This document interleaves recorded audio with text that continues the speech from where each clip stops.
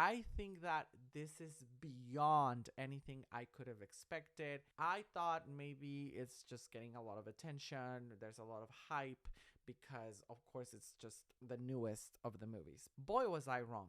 This is really, really good. Oh my God, what a great movie. As much as I enjoyed the other Predator movies, like the one in 2018, The Predator, and then the one in 2022, Prey, I think that this one definitely took it. I'm gonna give a few spoilers, so if you haven't watched this movie, you should save this video and watch it later so that you can tell me your opinion. But I think that Elle Fanning was one of the biggest highlights of this movie. I usually like her. For example, in Sleeping Beauty, I thought she was cool, but I wasn't as fascinated with her performance as much as I was during this film. I thought that she was phenomenal in this movie. The way that she conveyed the emotions and how she played two characters that physically are basically the same, and still she made it work to where you thought, hey, there's two people involved here. The friend that I went to watch this movie with at the theater thought that there were two actresses. So that's how good she was. One of the biggest highlights for me, amazing. Another thing is that we get a little bit more of a backstory on where the Predator comes from, what his culture is like,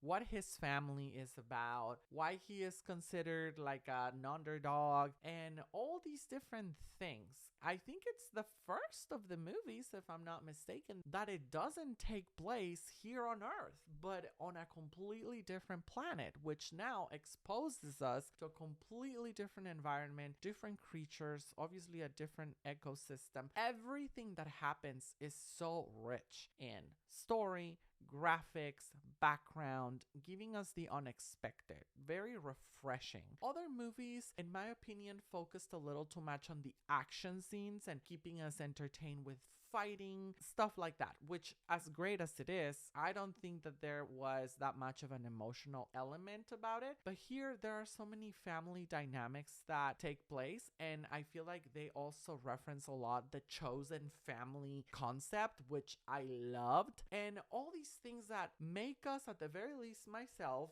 it made me feel very connected to the characters. It made me root for them a lot more than I was in any other movies. And it just made it a lot more enjoyable. Like, I want to see more. In fact, I hope they come up with a sequel to this same storyline where we see now where all these characters go. I want to know if you're willing to watch this in theaters, or if you already did, what you thought of it. Leave it in the comments.